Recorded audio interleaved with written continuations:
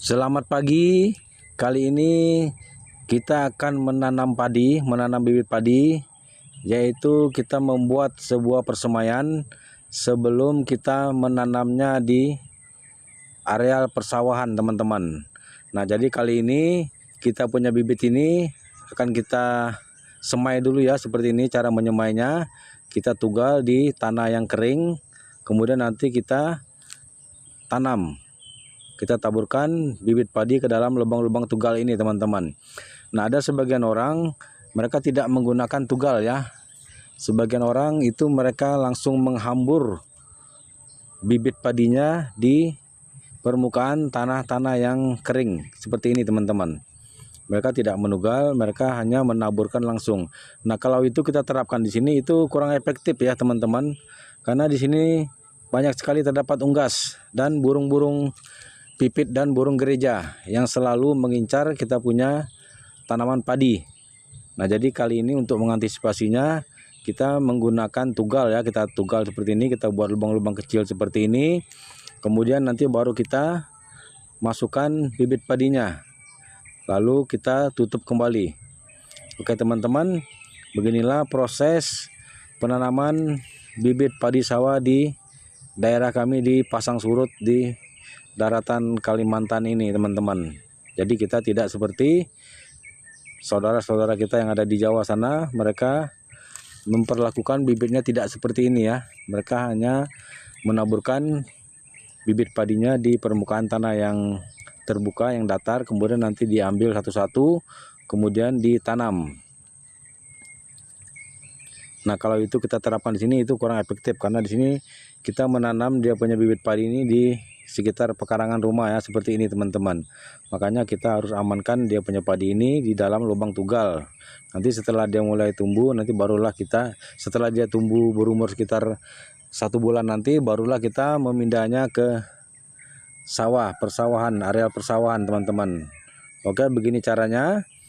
Setelah kita membuat lubang tugal, lalu kita isi seperti ini, teman-teman. Kita isi secukupnya saja ya, tidak perlu terlalu banyak, tidak perlu sampai penuh lubang tugal ini, karena itu nanti akan menghambat pertumbuhan padi itu sendiri jika terlalu banyak. Jadi kita isi di tiap lubang tugal ini seadanya saja, secukupnya saja, supaya dia nanti bisa tumbuh bersama-sama, tidak terlalu berdempetan, berhimpitan. Kalau dia terlalu berhimpitan, nanti dia punya nutrisi, penyerapan nutrisinya di tanah itu kurang efektif, dan nanti padinya ada yang besar, ada yang kecil. Kemudian nanti setelah kita tanam seperti ini, kita akan tutup. Kita tutup dulu dia punya lubang-lubang tugal ini, untuk tujuannya supaya ketika suatu saat nanti terjadi hujan atau banjir sekalipun, padinya itu nanti tidak akan keluar dari lubang-lubang tugal ini. Itulah maksudnya, fungsinya kita menutup lubang-lubang tugal ini terlebih dahulu. Jika tidak ditutup, nanti jika datang hujan atau banjir, dia punya padi ini bisa terangkat atau berpindah tempat. Karena padi ini kan, buah padi ini kan timbul di permukaan air. Dan salah satu tujuan kita menutup kembali lubang-lubang tugal ini adalah untuk mengantisipasi serangan daripada burung gereja, teman-teman. Biasanya burung gereja itu datangnya bergerombol ya. Ketika dia mengetahui ada padi di permukaan tanah itu, dia pasti akan memakannya. Dan kalau kita menutupnya kembali, kemungkinan padi itu nanti akan tersamarkan di permukaan tanah dan mereka tidak akan melihatnya. Itulah salah satu tujuan daripada kita menutup kembali lubang-lubang tugal ini, teman-teman. Nah, nanti jika kita punya tanaman semai padi ini kira-kira berumur 2 atau 3 minggu, kita akan memberinya pupuk, teman-teman. Kita nanti akan memberinya pupuk supaya dia tahan terhadap serangan hama. Tahan terhadap serangan hama dan juga tahan terhadap penyakit, teman-teman ya. Biasanya itu ada penyakit yang menyertai kita punya bibit padi ini, yaitu daunnya tuh tiba-tiba menguning, dia punya ujung seperti mau mati ya. Apakah itu karena wereng ataupun karena ulat dari dalam tanah, kita kurang paham. Yang jelas nanti kita harus berikan pupuk supaya dia ada ketahanannya terhadap serangan hama atau ulat, teman-teman. Jadi ini nanti harus kita beri pupuk setelah dia berumur sekitar 2 atau 3 minggu, atau dia sudah mulai berakar teman-teman, mulai tumbuh. Dan ketika dia sudah mencapai panjang kira-kira 1 jengkal dari tanah, itu kita harus melakukan penyemprotan hama teman-teman.